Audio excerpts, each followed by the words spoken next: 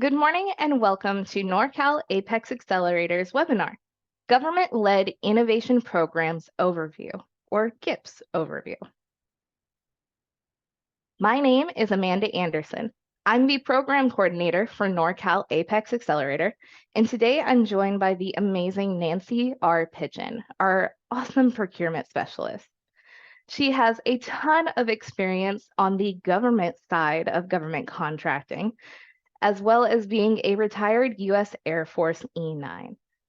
And working with Air Force Civilian, Veterans Affairs, and Bureau of Reclamation gave her the experience and even beyond the experience to become a NorCal PTAC, or APEX Accelerator Counselor.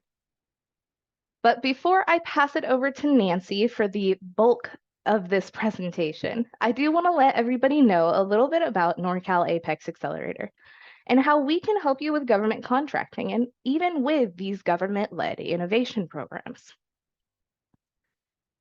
So the APEX Accelerator program is a federally mandated program to provide education and training to businesses of any and all size so that they can become capable in participating in government contracting.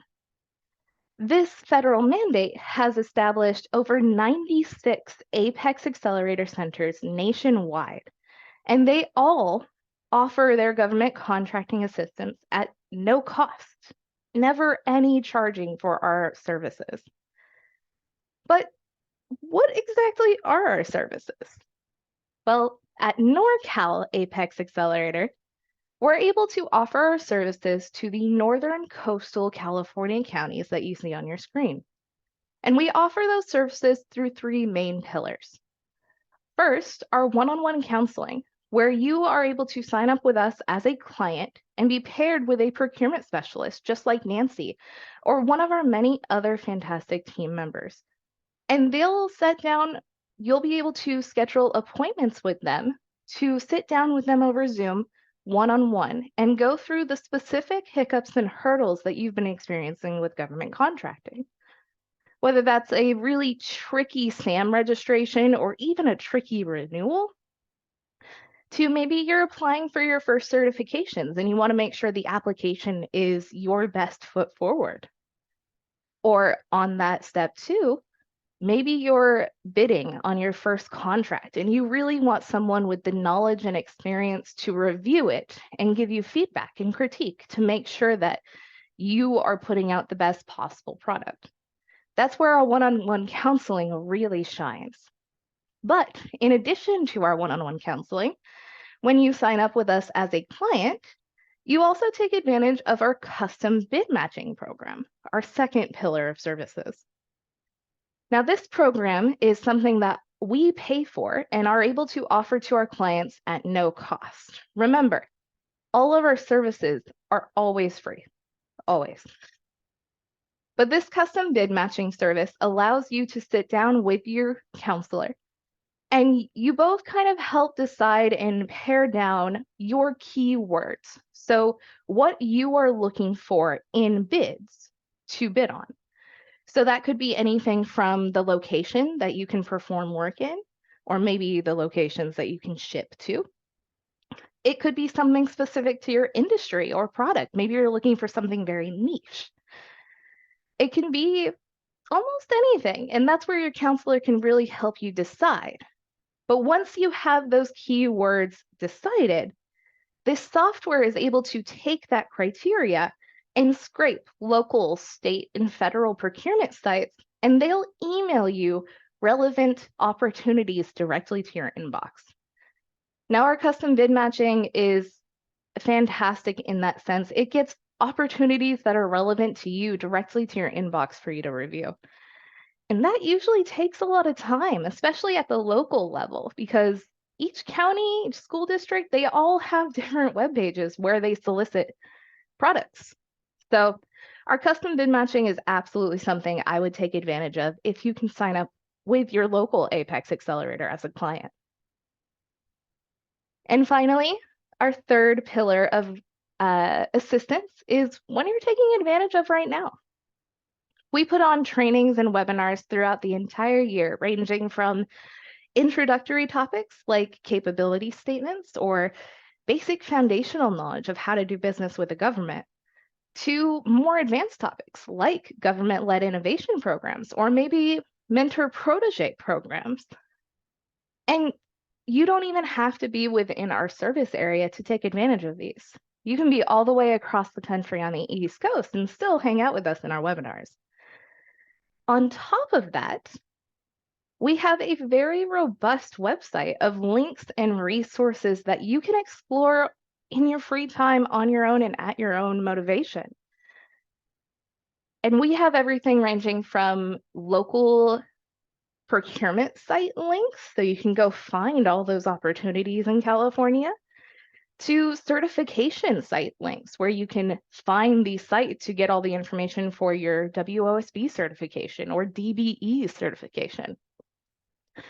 Our websites and our webinars are something I'm a huge proprietor of because they're government contracting assistance that you can take advantage of no matter where you are in your government contracting journey or in the US.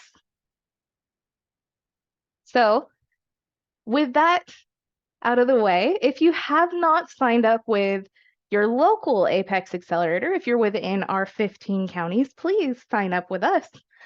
But if not, you can absolutely find your local APEX Accelerator Center from that aptac-us.org website link. And again, you will be getting all these slides as well as a recording, so you'll be able to go in there and click on that link to find your local center to get all that government contracting assistance for absolutely no cost. And so with that, I'll go ahead and pass it over to Nancy for this awesome presentation.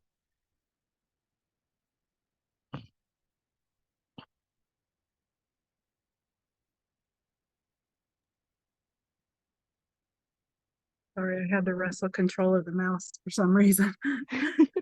Good morning, everyone. Great to have you here. This is a new, like Amanda said, this is a new presentation for us. So we really appreciate your feedback at the end of it so we can improve it. But what we're going to talk about today is the government-led innovation programs, or GIPs.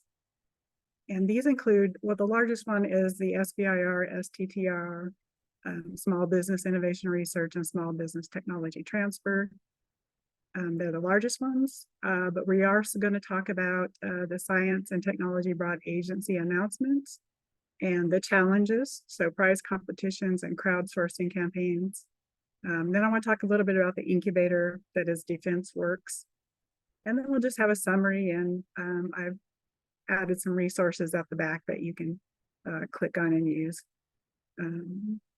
So our training disclosure, everything I put in the slides and everything we're going to present is accurate as of today. If you're, things change all the time in the government. So if you're viewing this in the future, some things may have changed. So just make sure you check the sources that are in the slide to make sure that they're still the same. But as of now, everything I'm presenting is accurate.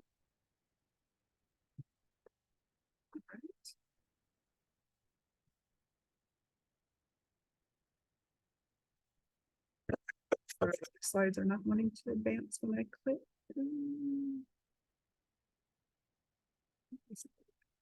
There we go. Okay. Okay. So we're going to learn a little bit about GIPs.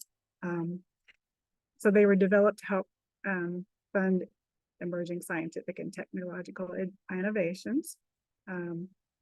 We want new ideas from businesses to help research and develop their commercialization for your innovation. So you're not sitting out there having an idea and wondering where you're going to get the money to develop it and commercialize it and then sell it.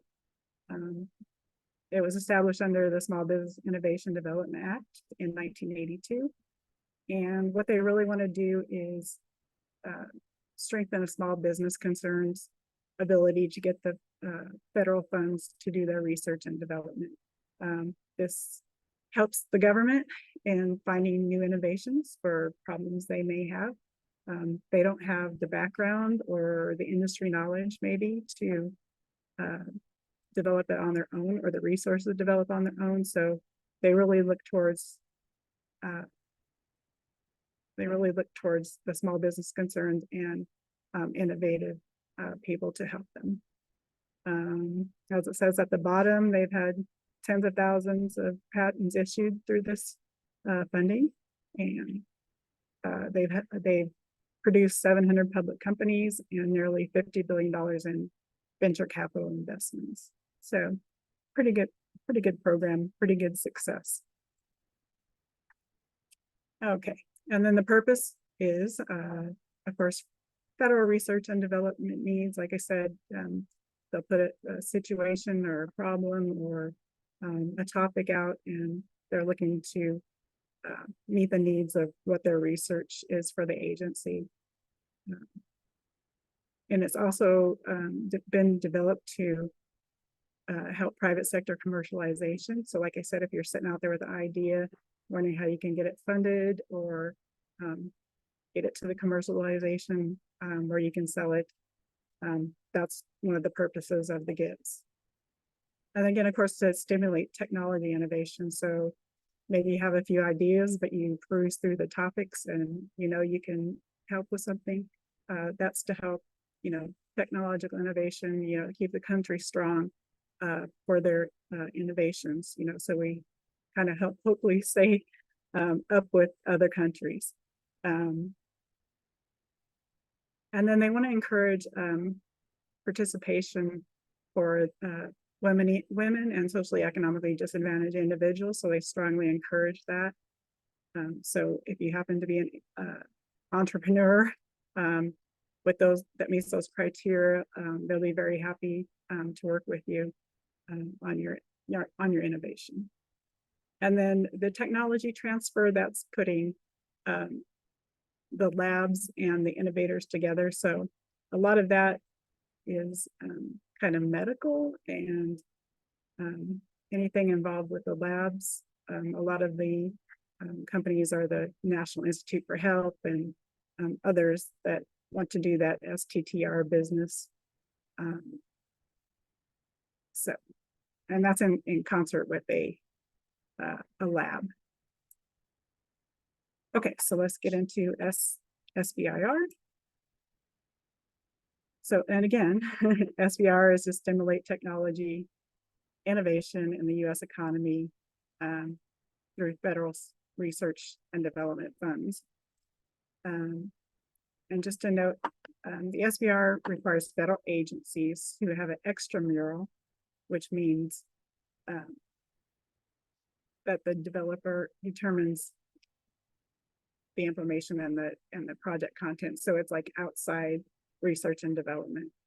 So for any of their R&D budget, they have a certain percent that they have to do outside of their agency. So if an agency has an R&D budget over 100 million, they have to set aside a percentage of their annual extramural R&D budget for small businesses. And then for STTR, made to small business to pursue technological innovation through cooperative research and development with nonprofit scientific and educational research institutions. Sorry, my getting tongue-tied today. And so what they want you to do is work with a nonprofit scientific or educational research, like maybe a university or some other place that does that type of research that is a nonprofit. They want you to both come together and figure out a solution. And that is for agencies with the extramural budget exceeding $1 billion to set aside part of their external budget for small business companies.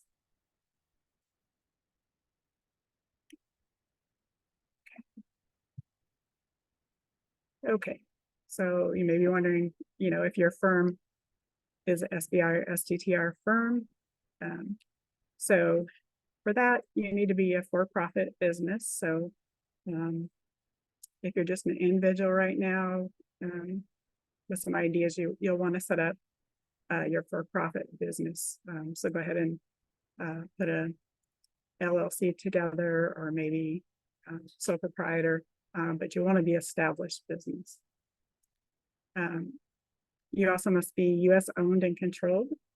So no foreign companies can own or control.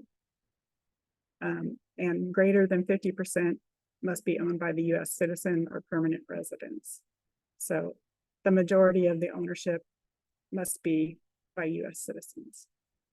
You must have less than 500 employees, and you have to be located in the United States. I think that's pretty obvious with all the other requirements. And then if you're doing a grant project, you must perform it in the US.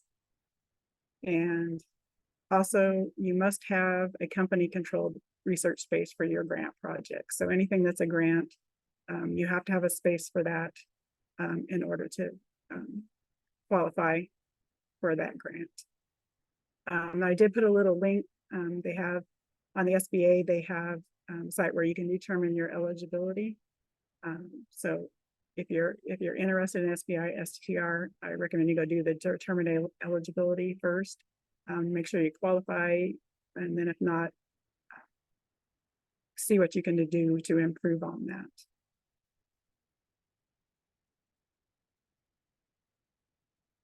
Okay. Okay, so what's the difference between SBIR, STTR? We've kind of hit on it, but this chart gives us a better view of what it means. So with SBIR, STTR, if you're going to partner with someone, the SBIR agencies will permit you to partner with someone. It doesn't just have to be you. But again, you need to look at the 50% rule on ownership and control. STTR requires a nonprofit research institute partner. So yes, partnering is required, but it has to be an institution partner. The principal investigator who does the investigation for the research, under SBIR, they have to be employed with the small business over 50% of the time. And then the PI for STTR, it can be either with the small business or someone in the research institution can be the primary investigator.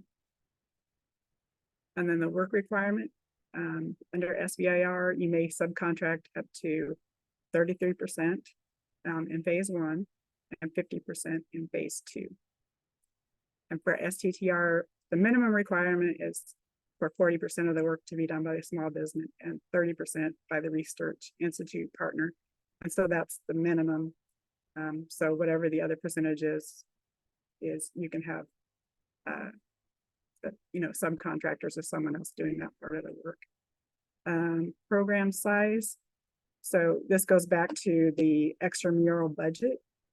So for SBIR, 3.2% of their extramural budget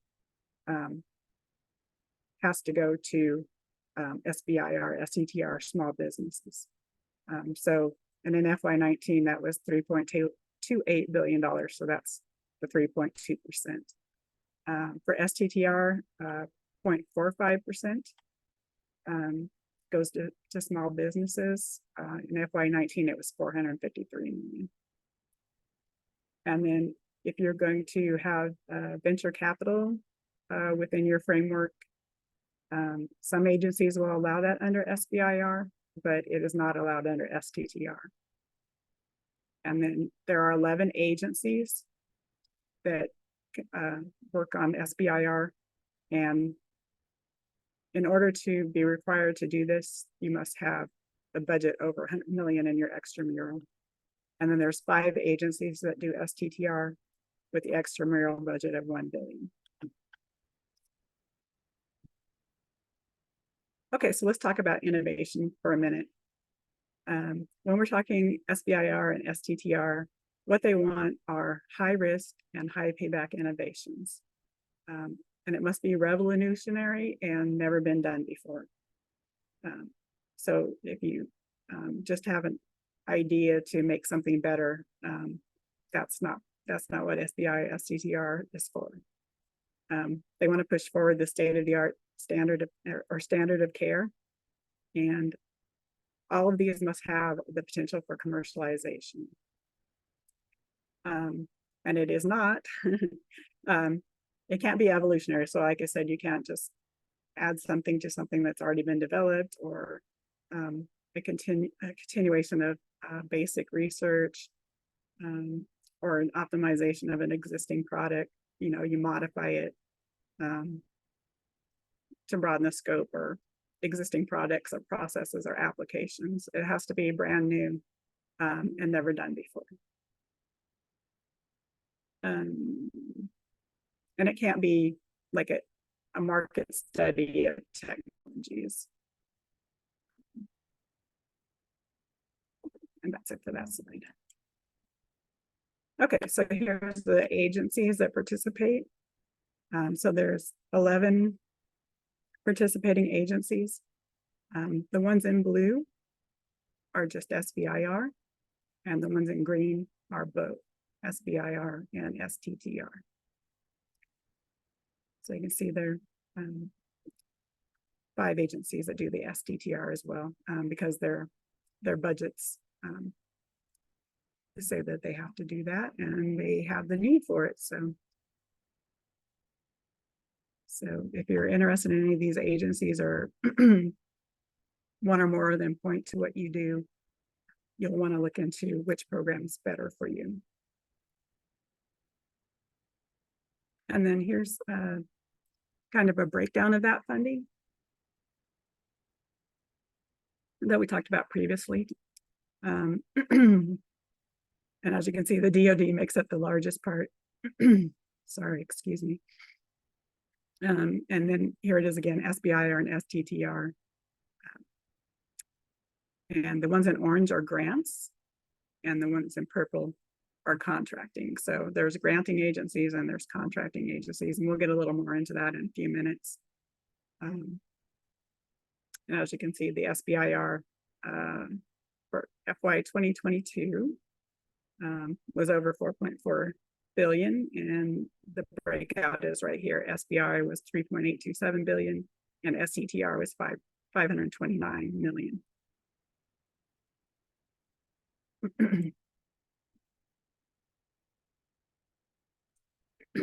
Sorry, I get scratchy throat halfway through these.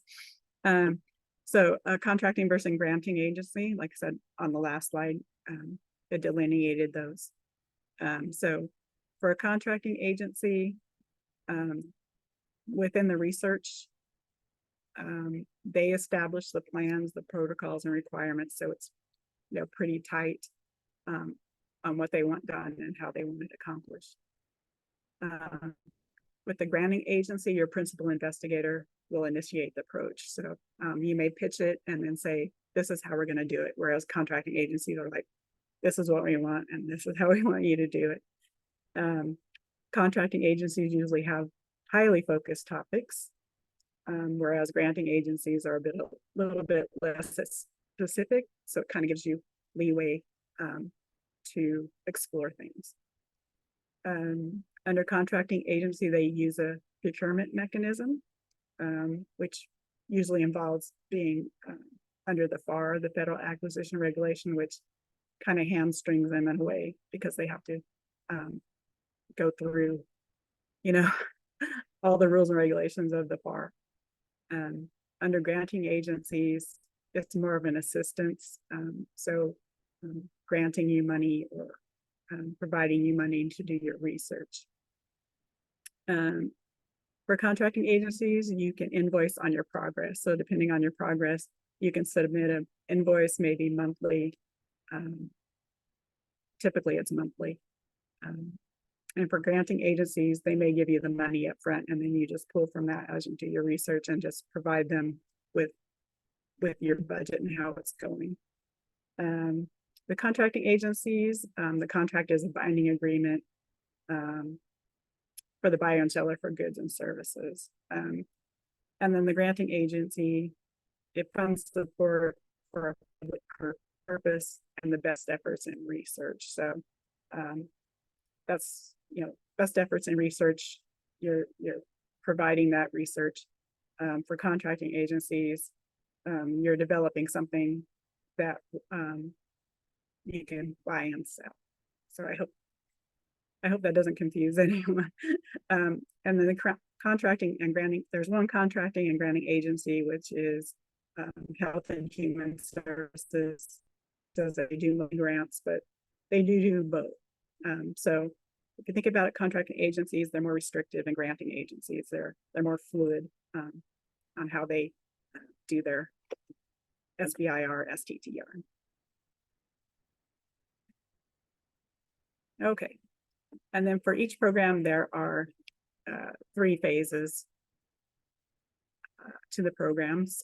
So phase 1, so you'll see it when you look at the announcements and stuff, it'll say phase 1, give you a topic or you know, a research topic or something that they need solved. And so for phase 1, it's usually 100K that they give you for doing a feasibility study, where you help you establish the technical merit, the feasibility, and commercial potential of the proposed R&D effort. And like I said, you can get up to, you can have 100,000, or it can rise up to 275K if necessary. So they have a little leeway on what they can award. And the duration lasts for 6 months to 12 months, depending on how long it's going to take you to do those objectives. And then for phase 2, we have the full research, R&D, and then to prototype. And it's meant to continue your efforts in phase 1. And the funding is based on the results achieved in part 1 or phase 1, and the scientific and technical merit and commercial potential of the project. Only phase 1 awardees are eligible for phase 2 awards, although I have seen straight to phase 2 as well, but you know, it's few and far between.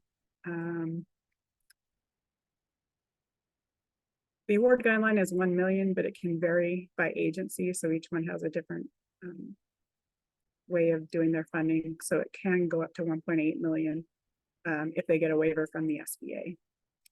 And the phase 2 usually lasts 2 years, just because it's, you know, doing the R&D efforts, maybe testing, maybe getting to prototype. And then phase 3, of course, is the commercialization. So all along these phases, your goal is to get to commercialization. So you have to have a commercialization plan from the beginning. It can be changed over time, you know, based on the research and everything, but the whole goal is to get it to commercialization. There may be subsequent investment to achieve the commercialization or sell. So getting you into selling your product. However, in phase 3, there are no SBIR or STTR funds. You just have to work on phase 3 may involve follow-on non-SBIR or STTR funded R&D or production contracts for products, processes, or services intended for use by the U.S. government. So what they're saying in phase 3, they can start doing maybe some sole source awards for the product once it's developed, or continue supporting you by purchasing whatever it is you developed. So that's how phase 3 is. That's how you would get your money, is by selling the product. And then just a note there, the National Institute for Health, they do have a phase 0, a proof of concept, and that's usually, you know, some studies or trials, patient trials, those types of things. The NSF, the National Science Foundation, they have a project pitch. So if you already have a project pitch, or you want to write a project pitch about something, you can submit anytime to NSF, and they'll review it and then let you know if you can move on to a phase, or maybe a topic that's coming up that they want you to participate in. So that one's always open. You can always do a project pitch to the NSF, and that's just simply putting together the project pitch. And they have information on the website. It is linked there. There is a link to the NSF there. You can check it out and see how to put the project pitch together. They have advice on putting that together. So, you know, that's what you want to do. You can look into that. Okay, the planner, and this planner is available on the SBA. I put a link in there. And so this is just saying that all the agencies, because you saw there are 11 agencies, each one of them do their own planning. They post throughout the year when they're going to open a solicitation or open a topic. As you can see, they have in the yellow ones, they do a topic release. So that's Department of Energy. They do a topic release, and then they have an open period. And then the ones with the green diagonal lines, they have a pre-release and then the open period. So they give you a heads up. This is the topic, you know, get ready for it. We're going to open, you know, in December or January for you to submit your papers. So that's how to use the planner. So once you determine what agencies you'd like to work for, depending on, you know, your innovation or ideas, you would want to look here and see when the open solicitations are and take a look at their topics. They usually have topics that they worked on. Okay, that's the plan. Okay, I threw this in at the last minute because I know when I do other things or when I talk to clients about SBIR, STTR, they want to know about the data rights. So I thought I would put it in here and hopefully help a little bit with those questions. So the government will receive limited, non-exclusive license or right to use the SBIR data, but it cannot disclose it in any way. And with that, the non-disclosure obligation enters a data rights protection period. So the protection period is a 20-year period, and it begins at the award date. And the non-disclosure means that the government cannot compete technologies containing your SBIR data. So if they have your data and they can use your data, they can't put it out and say, can anyone else do this? They can't compete it. And also, I talked about it a little bit earlier. Part of that is when you get to the finish line, you have your commercial product. This means that they can sole source to you. So you don't have to compete with anyone. They can sole source directly to you to buy your commercialized item, which is a really good part of the SBIR program.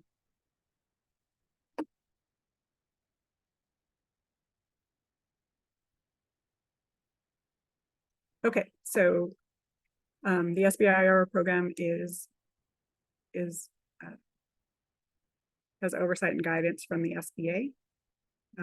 They'll survey and monitor the agencies, and then they have to report to Congress annually the developments in SBIR, STTR, how much that has been awarded, you know, what has been developed. And they also develop and provide policy and program guidance. And then they're responsible for all the data gathering, analysis, reporting, and managing the SBIR.gov data platform, which we'll look at in a minute. And they are responsible for the federal-wide outreach, training, and building of the support ecosystem. So they're responsible for increasing the participation through extensive outreach and training, both to private and public sector networks. They do have a FAST program, which is federal and state technology partnerships, and growth accelerator fund competitions. We'll talk about competitions in a minute.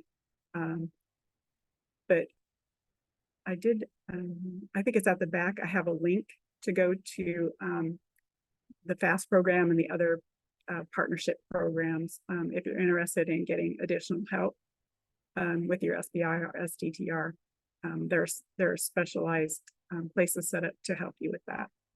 Besides APEX, we can help you as well. And they want to build a strong network for field offices, R&D agencies, state and economic university resource partners. Like I said, at the end of the slides and the resources, there's a link to find out in California who those agencies and programs are that can provide additional help. Okay, so a little bit look at SBIR.gov. If you go to the website, and there's a link up here, SBIR.gov. This is what it currently looks like. I understand they're working on a beta site. So I pulled this from what's out there now. You might have to look for it once they switch over to the beta site, because it looks really a lot different than this. So under reports, like it says, you can do award details from the award data. And you can do that by state, by the firm, by technology area, agency, etc. So those are some of the ways that you can pull the award data.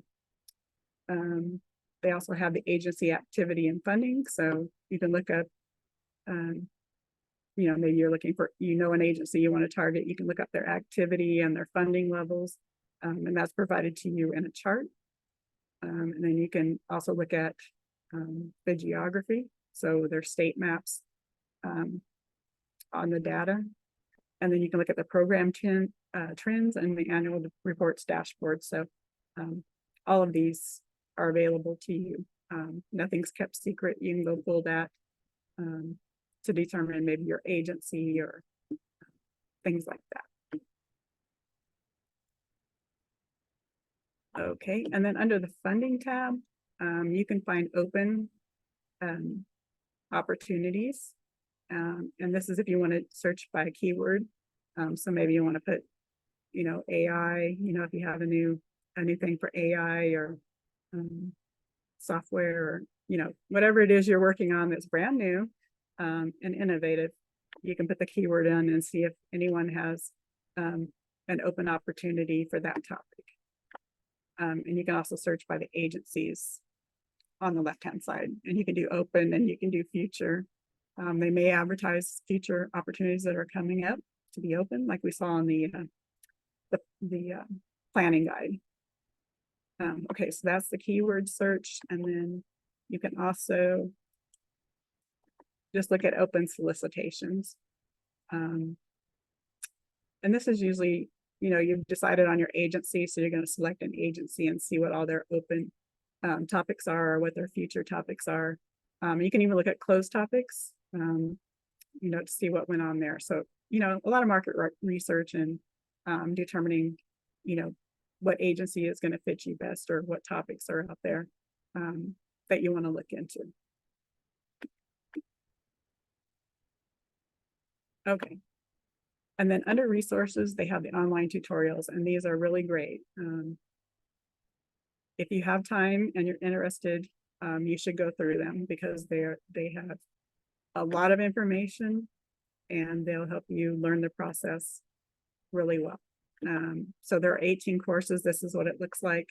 Then under each one of these, there's a training, several training courses under each one. So you can look at finding a topic. It has more on the data rights. I just gave you a brief overview of the data rights. Program basics to just determine even if you want to do this. Highly recommend these. I know they're going to take some time, but slow down, take the time, do the training to make a good determination if this is right for you.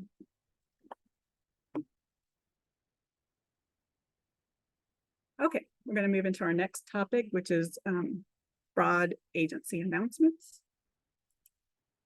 Oh, yeah, there we go. Okay. So in general, this is a broadcast announcement of what the agency research interests are.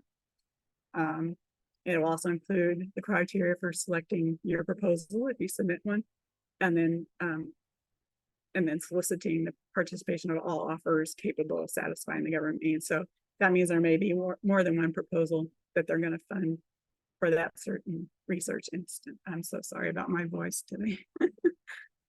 I had COVID back in January and my voice is just. It really lingers. It does. It does. I mean, by the end of the day, I'm really raspy and I'm really low. So, yeah, I don't know what it is. Okay, so criteria for the use of BAA. So, an agency can solicit the broad area announcements. Again, if they desire a new and creative solution to their problem statement, so they'll post the problem statement, and they can do any approach they want. They can use a conventional statement of work.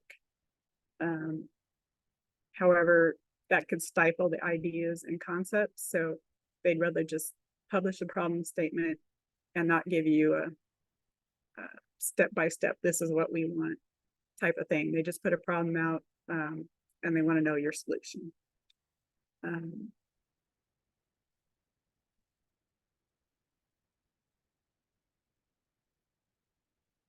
Okay, and then the third one is talking, sorry, I had to read it for a sec. My brain went blank. So this one, again, they don't want to say we need such and such for this system. They want to give you that problem statement and have you determine what the response would be or how to fix the problem. They don't want to tie it to a specific system or hardware solution.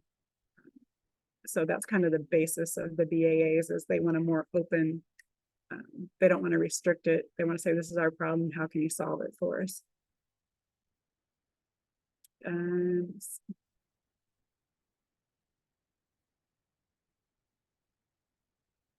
Okay, and they understand that when they get the proposals in, they're going to have a varying technical and scientific approach. So they understand that when they do it. I believe once they get the proposals, they'll start talking to the ones that seem the most feasible. And they may do more than one award to the people that they have interest in.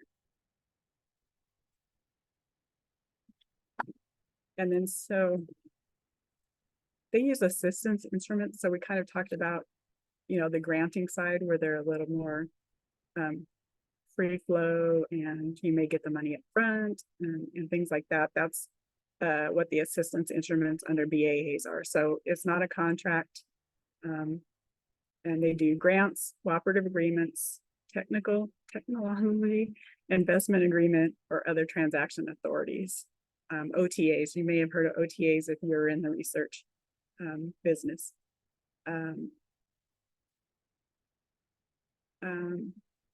It says they're the legally termed a contract, but they are not. They're agreements.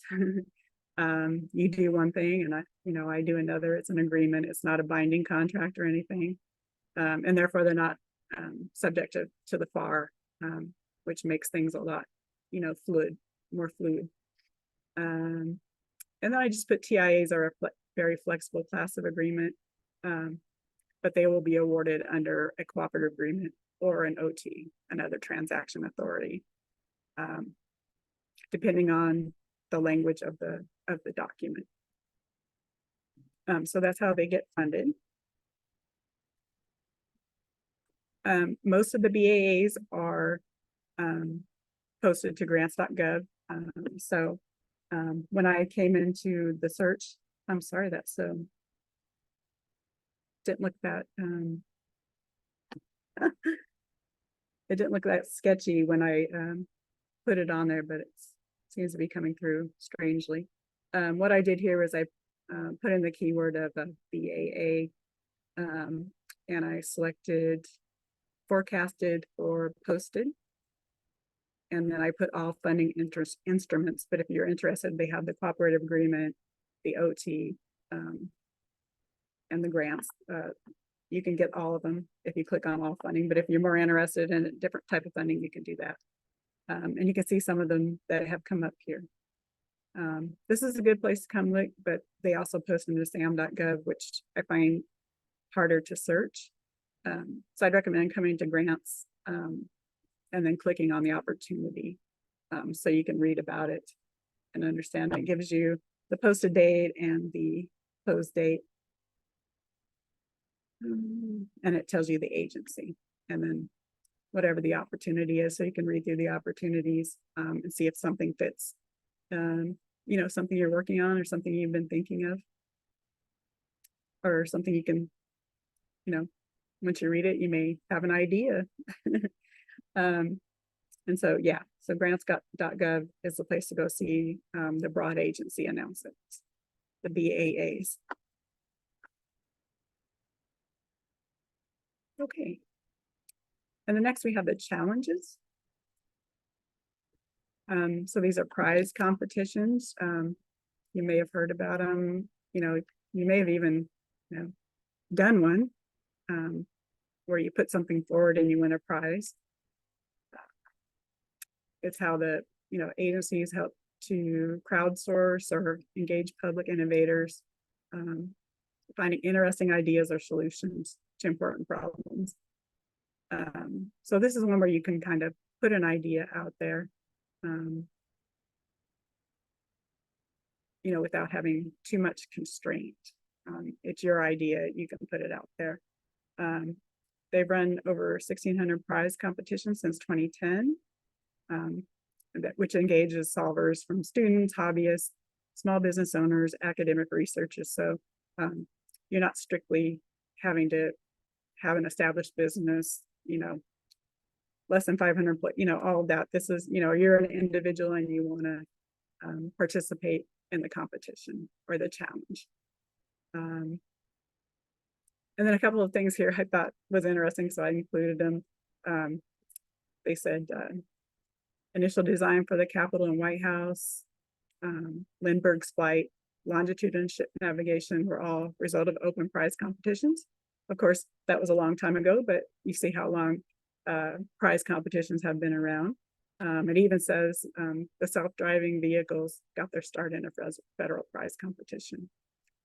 And then more recently, some of the concepts that have worked is a lunar loo or a space toilet, a digital wallet user interface, how to protect fish from water infrastructure, opioid detection in international mail, and getting out the count for the census. So a wide range of challenges, wide range of topics. So if you're just an individual and you have an idea, challenges may be the way to go for you versus, the BAA or the SBIR, STTR. All the challenges are on challenge.gov, and I have a link right here for you, but I mean, it's easy. You can just type in challenge.gov and you'll get there. This is, it's managed by the Technology and Transformation Services within the GSA, which is the official hub for prize competitions for the US federal government. So you can go in and take a look at that. Agencies use the platform to engage public solvers in prize competitions and crowdsourcing and campaigns to identify innovation. See, I'm running a little late. So more information is on challenge.gov. Through the site, you can learn about current and past federal prize competitions, follow prize competitions, share about prize competitions on social media, or submit a solution directly. And then the caveat down here is that the rules for participating and submitting the solutions vary, and the guidelines are posted on each individual prize competition. So there's no set, there's no set criteria for the challenges over all challenges. Each one is different, so you'll have to read it to see what it is. And then on challenges.gov, this is kind of their search. I did a little search. I just said next 90 days and then software and apps. And so 3 of them came up. I think one of them ends today, actually. This one is for geolocation challenge. They want to Find innovative ways the U.S. Census Bureau can geolocate residential addresses. So that's what that one's about. This one is design a novel AI system to rapidly find and fix vulnerabilities in a critical code. And then the last one is empowering small business, partnering with the U.S. Army in AI innovations. So that's kind of a look at, challenge.gov and the challenges that are out there under that topic. So, and there's, you can do creative ideas, technology, and hardware. So check that out if I say if you're just wanting to get your feet wet in the funding and the government-led programs in general. Okay, I'll get through this one so I can make sure we have time for a couple of questions. So DefenseWorks is an innovation hub or innovation incubator. I just want to say this is not a government-led. This is not a GIPS, but they're so close to being GIPS that I wanted to include them. This is a non-government agency. They're a 501c3 nonprofit. And what they do is they take in ideas that people may have. You can go in and submit your capability statement and then tell them what your ideas are, and they try to find the agency for you to work with that would be the best fit. So they want to do technology and transition and commercialization. So like an SBIR, STEM and workforce development, that's another area that they work under. Facilitation of prototyping, so they can find a way for you to do your prototyping. And then purposeful collisions between small business, academic, industry, and government. So they want all of these colliding together to develop technology so the government can learn what you can do. And they do hackathons, feasibility studies, prize challenges. So kind of the whole gamut there under DefenseWorks. This is the exciting part. So if you are interested in DoD, Department of Defense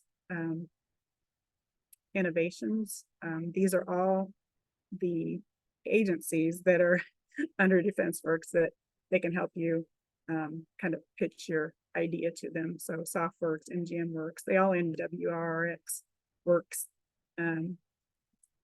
So you can take a look at each one of those. And let me get to the next slide.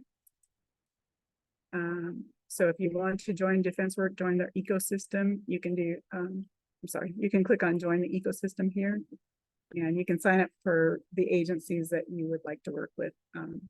The first thing you do is sign up and provide them a capability statement, and then they'll get back to you on what you would like to do.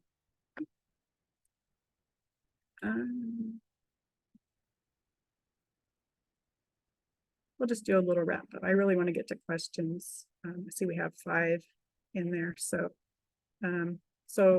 just a quick summary, the GIPs are developed to help fund new and emerging scientific technology innovations. SBIR stimulates technology in the U.S. economy by investing in federal research and development. They want innovative, high-tech small businesses to come up with new solutions or new innovations that they can invest in.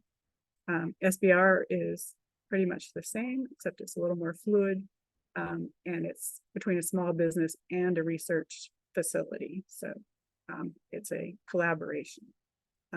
Challenges, a way to find the crowdsourcing, engage public innovators, and just, provide that idea you've been thinking about. Maybe it would work in a challenge. And then BAAs are just a general announcement of an agency's research interest, but again, they are more fluid in the type of funding that they can do. So a little less restrictive than the SBIR or STTR. So we kind of have the SBIR, STTR, then BAAs, and then challenges. So each one of them has a different level of what you need to do and restrictions. So just be aware of all of those. Okay, here's the resources I talked about, and here's that local assistance glossary that I told you about, or you can find, if you're in California, you can find some local assistance in the glossary. All the rest I've kind of talked about. Yeah, so challenge.gov, BAAs. Oh, I didn't talk about Tech Futures Group. If you come to us and you're writing an SBIR or an STTR, like you're in the middle of it and you just need some help, we'll probably refer you to Tech Futures Group. So if you like that on your own, go ahead and click on Tech Futures Group, or you can Google it right now. Tech Futures Group, they have a long application, so you have to know a lot of the information about your research and what you're doing, but they are excellent at helping people. I refer a lot of people there. Okay, I'll let Amanda go ahead and take over. Absolutely. And this slide is just to let you folks know we have a ton of other trainings going on. So if you're interested in meeting a representative from California High-Speed Rail, or maybe you're looking to get more information about the DoD's Mentor Protege program, or maybe you're really looking to contract with the state of California and want to meet with a representative from them, then our next 3 events are going to be absolutely golden for you. And I do want to let everybody know we are a little tight on time, but this event is recorded. So if you do have to leave at the top of the hour, you will be able to review the recording as well as the questions that we'll be answering. And we do have some fantastic questions, so let's get into it. Our first one is from Emily, and she's talking about a California university that they're talking to said that they'll take 55% of the grant funds. So she's kind of leaning towards that makes like STTR kind of impossible. Is this common, and what can they kind of do to work around that? Yeah, that's interesting. It is supposed to be a collaboration. I haven't heard of this before. So I think what I'm going to say, it depends on what the research is, and how much they're putting into it, how much you're putting into it, although the small business is supposed to have the majority of it. But I would have to look into this to get you the proper answer. Absolutely. And that's where one-on-one counseling can definitely shine. Yeah, because, if you're working one-on-one with me, I can, look up the university and find out more information, or talk to the SBA if this is right or not. So I can't give an answer right off the top of my head, but definitely get a counselor. Or I would say it is good to hear that you have not heard of this. So it's not common that it'll be this drastic of a cut. Yeah, or it may be common and I just haven't run across it. Always a possibility. Because I don't have a ton of SBIR clients. Okay. So the next question we have is from Heather. And she's asking, does the small business own the intellectual property in this process? Or is the IP shared with the government because they funded it? I think it goes back to what I was talking about, the data rights and the information on that. You'll still own the intellectual property as far as I understand and what I read. It's just for the data rights, they can't share it. And it's your property because you're going through to commercialization. You're going to receive the funds from what you sell. So from what I understand, you still own the intellectual property. From what I understand and what I've read. Fantastic. And that's all we can come from, is the information that we have. Yeah. Like I said, I'm not an expert in this. So that's why we're presenting you an overview today, to find out, what you're interested in. And hopefully you can do some more research, or you can become a client and we can help you do the research, or maybe we know an answer to the question that you have. So this is just an overview. So I know it doesn't cover everything. Yeah. So, okay. And then Emily was wondering, in slide 17, you mentioned that SBIR wants high risk high reward innovations. And Emily's wondering what they mean by high risk and high risk to whom? Yeah, that was 17, right? Yes. Or No, I think maybe a that's, couple back. I think it's There we this. go. Funds high risk, high payback innovations. So high risk would be for both, I believe it would be for both you and the government. They want a high payback because they want to know that the funds that they provided is going to have a good return to the business. So high risk, yeah, I think high risk is, gosh, how do I explain it? High risk is the type of like technology that they want. I don't think I'm explaining it right. High risk, sorry. No, absolutely. And Yeah, like we said, yeah, I'm pretty sure it means that it's they want high risk items so that they get the full payback for what they're investing in you. So you probably talk a little bit more one-on-one of, about what the high, you can give me what your concept is, and we can talk about how high the risk is to the government or to yourself. yeah. So, yeah, I'm sorry. I probably blew that that response. So I'm I sorry. kind of read it as like they really want people who are pushing the envelope, who Yeah, really need the money to develop this thing yeah, that may not work, but would be right, fantastic if it does. right. Yeah, they want, brand new ideas that have never been thought of before. So I don't know how many people actually fit into that. It's, Yeah. it's cutting edge. They don't want something that's like they say, an evolution of something else. They want, a brand new idea. And like you said, I think you're right on that. The high risk is that it may or may not, um, be realized. Yeah. But they still want to be here to support the possibilities. Right, But it's exactly. always good to be really critically thinking about the wording, especially when it comes to contracting. So Yeah. it's good that you picked up on that, Emily. And then Ronaldo was wondering if while you were building this presentation and kind of looking into these government-led innovation programs, are there opportunities for cybersecurity innovations or AI? You just you're going to have to review the top. I mean, there's like a million topics out there. I would be amazed if there isn't, to be quite Yeah, I honest. would be too.